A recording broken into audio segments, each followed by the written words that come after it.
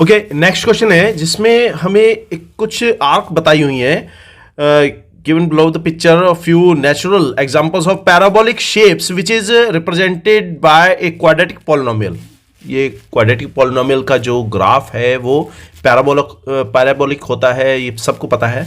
A parabolic arch is an arch in the shape of parabola. In structure their curves represent an efficient method of load and so can be found in the bridge and in the architecture in variety of forms। तो कई तरह की जो architecture shapes हैं उनमें इस parabola का use होता है।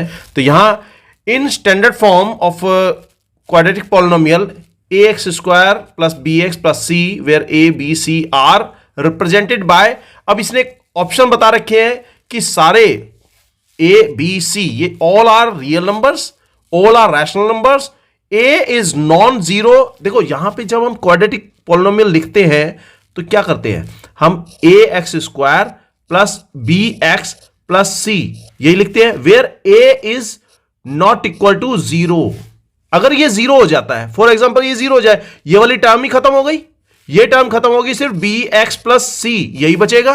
तो इसका मतलब ये क्या बन गया, ये बन गया लीनियर इक्वेशन।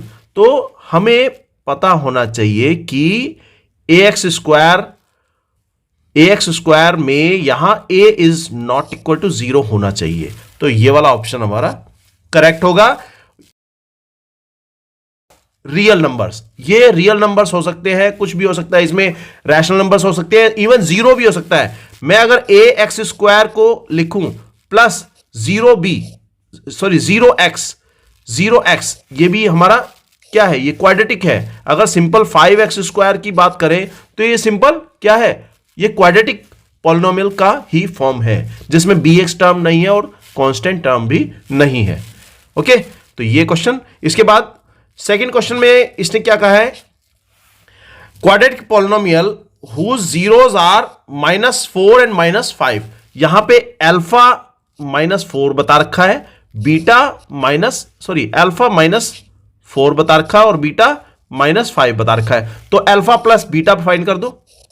उसने पूछा है ना क्वाड्रेटिक पॉलिनोमियल बताना है, तो हम ये वाला अप्लाई करेंगे फॉर्मूला। कौन सा, हमें पता है कि x square minus alpha plus beta into x होता है प्लस अल्फा इंटू बीटा होता है। जब हमें प्रोडक्ट ऑफ 0 दे रखा हो और सम ऑफ 0 दे रखा हो तो हम इस तरह से पॉलिनोमियल को फाइंड करते हैं।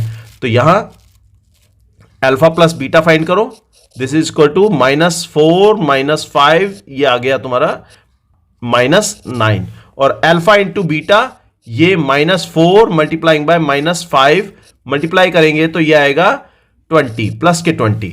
तो इक्वेशन क्या आ गई हमारे पास, px हमारा पॉलिनोमियल आ जाएगा। X square minus alpha into beta क्या आया था, अल्फा प्लस बीटा है -9, तो -9 यहां रखो into x plus alpha into beta, ये रहा अल्फा इंटू बीटा हमने फाइंड किया था, ये 20 आ गया। दैट इज इक्वल टू ये x square plus 9x plus 20। तो कौन सा ऑप्शन हम लगाएं, दोनों में प्लस है, ये रहा 9, ये बी ऑप्शन हमारा करेक्ट ऑप्शन होगा। इसके बाद वो कह रहा है तीसरे क्वेश्चन में कि अल्फा एंड 1/अल्फा are the zero of the quadratic polynomial. यहां पे अल्फा और 1/अल्फा दो जीरोस बता रखे हैं, किसके, px के। px क्या है हमारे पास, px है 2x square minus 8x plus k।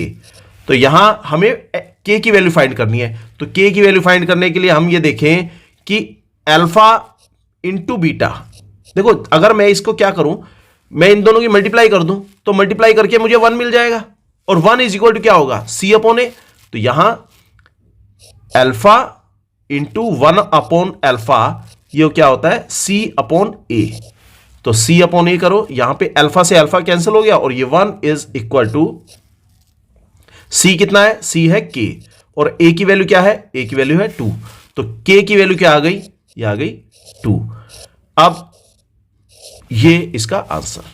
Next, फिर वो कह रहा है कि सम ऑफ जीरोस माइनस पी बता रखा है और product of zeros minus 1/p बता रखा है, तो इसका आंसर यही है x square minus P into x plus product of zeros, इसमें यहां 1/p बता दो माइनस 1/p, तो ये x square plus P x minus 1/p, ये हमारा आंसर इसका आएगा।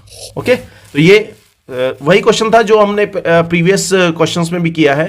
तो इसके बाद देखते हैं next question. Thanks for watching.